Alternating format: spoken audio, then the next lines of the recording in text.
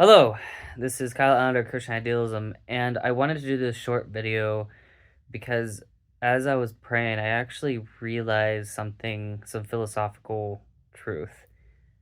Okay, so hear me out. Okay, this is gonna sound like absolutely crazy, and I was able to come up with this while I was doing meditative prayer.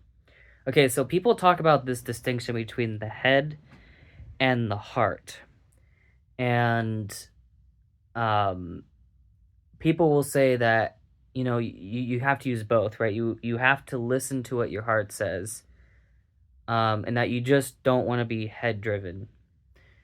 And so what I realized as I was trying to, because as a Catholic, I'm in the process of discernment. I'm discerning whether I should join the Dominican order.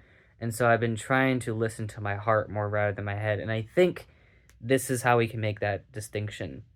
So the head is the intellect. It's mostly the intellect and the will. But the head has to do with our propositional knowledge. And then we come to make decisions based on that. Whereas the heart is more about our desires, right? Um, and mostly our both our desires and our emotions, right? And those kind of work together. And so I think the challenge is that we can understand something propositionally, but then not come to recognize the motivating force behind that proposition. And so even though we understand the proposition from a purely intellectual basis, as it from our head, we don't actually understand it from the heart, because anything that comes from the heart is something that has to be something intrinsically motivating. And I mean, and emotions, that's how emotions work. Emotions, in a sense, are things that pop up as a reaction or a response to what our desires might be at a certain time, right? And I think the distinction is this: what the head does is the head comes to learn things through propositions, whereas what the heart does is the heart is really the source of our desires, right? Now, of course, this is a metaphor. Like, I don't literally think that our actual desires are literally in the heart. But when we're using the language of head and heart, I think that might be the best way to understand it.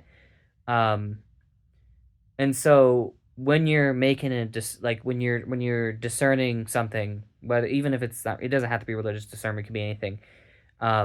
You want to listen to your heart, and the reason why you want to listen to your heart and not necessarily your head is because your heart is going to tell you that's what's going to tell you what is intrinsically motivating, what is intrinsically desirable for you to do. Whereas what the head's going to do, all the head's going to do is tell you a proposition, right? But even if you understand the proposition, that proposition is not intrinsically motivating. That's not going to drive your actions. Whereas if something comes from the heart, right, that is something that's actually going to drive your actions. That's something that would be intrinsically motivating or intrinsically desirable, and so we would pursue it, right? And so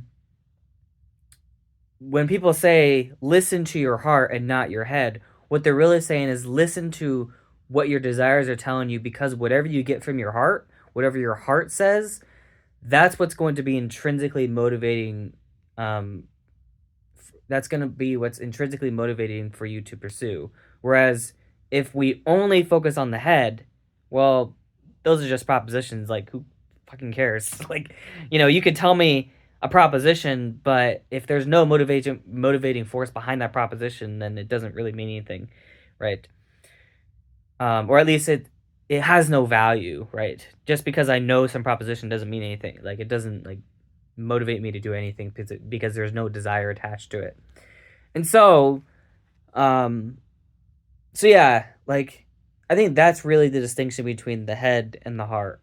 Let me know what you guys think, and I'll probably do a later video going over more on this, but yeah.